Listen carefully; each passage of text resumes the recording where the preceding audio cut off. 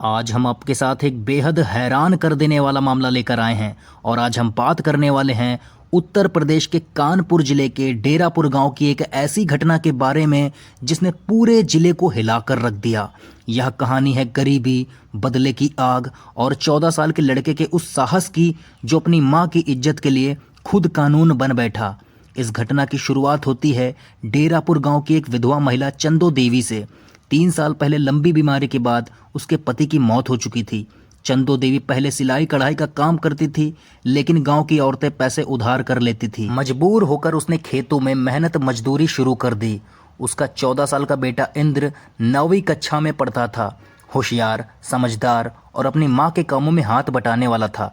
लेकिन चंदो देवी को क्या पता था कि उसके पड़ोस में रहने वाला जमींदार देशमुख उसकी जिंदगी में तूफान लेकर आएगा। देशमुख गांव का सबसे बड़ा रईस था, पैसों से भरा हुआ लेकिन इज्जत से खाली। वह लंगोट का ढीला आदमी था।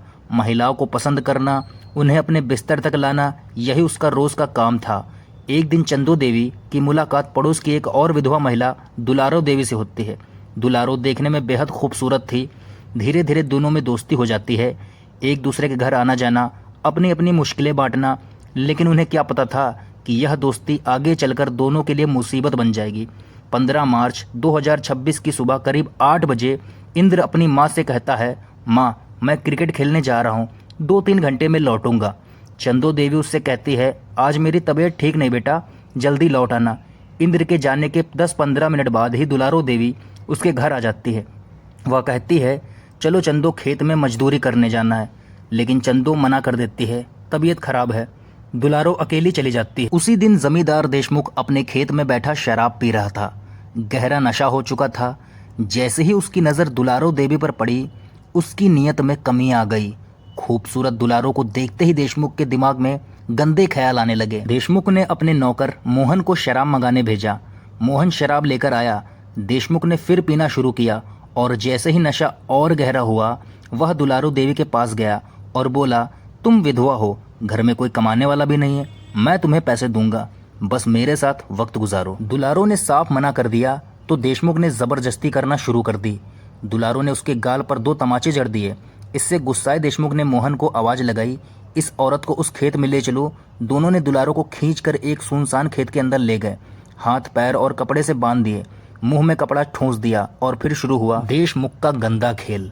वह तब तक इस गलत काम को करता रहा जब तक उसका मन नहीं भर गया। फिर उसने मोहन से कहा, बहती गंगा में डुबकी लगा ले। मोहन ने भी वही हरकत की, तब तक जब तक उसकी ज़रूरतें पूरी नहीं हो गई। इसके बाद देशमुख ने दुलारो को धमकी दी, अगर किसी को बताया तो जान से मार दूंगा, पूरे परिवार का सफाया कर दूंगा। रोती बिलखती दुलारो अपने घर नहीं गई, सीधे चंदो के घर गई, सब कुछ बताया। चंदो देवी को गुस्सा आ गया। वह चंदो को लेकर नज़दीकी पुलिस थाने पहुंच गई। वहां दरोगा सुरेश बैठा था, रिश्वतखोर और जमींदारों का चमचा।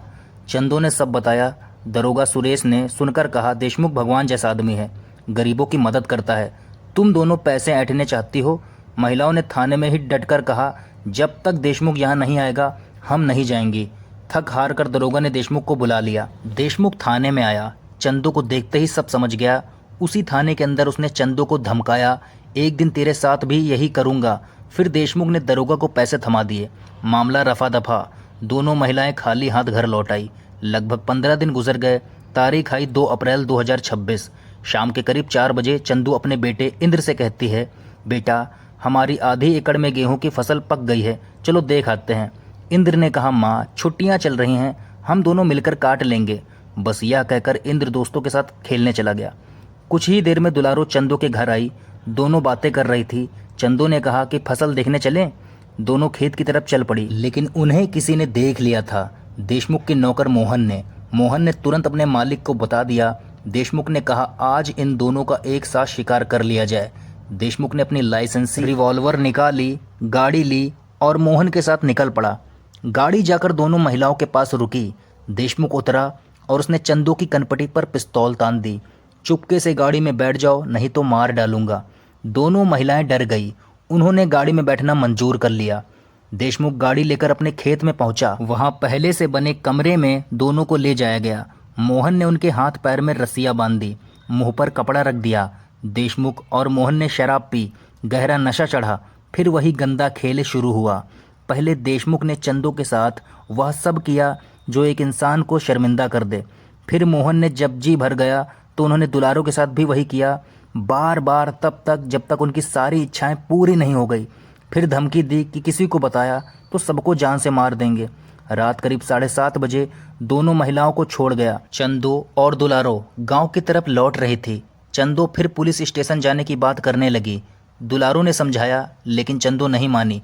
वह पुलिस थाने चली गई। दुलारो सीधे चंदो के घर गई। वहाँ इंद्र बैठा था।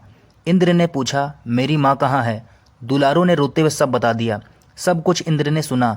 उसकी आंखों में आग लग गई। उसने अपनी माँ को बीच रास्ते में रोका और घर वापस ले गया।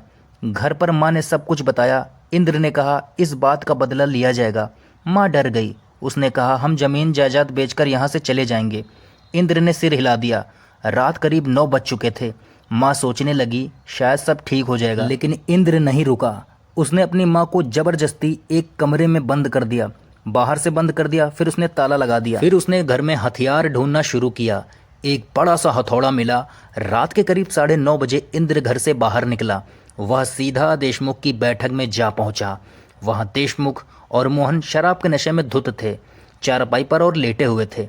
दोनों सो रहे थे। इंद्र ने मौका देखा।